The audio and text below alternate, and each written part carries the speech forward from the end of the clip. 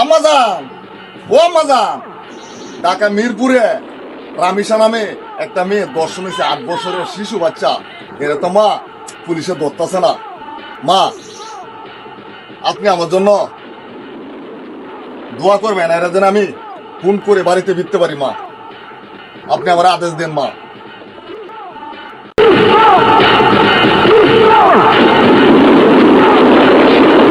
মায়ের আদেশ বড় আদেশ।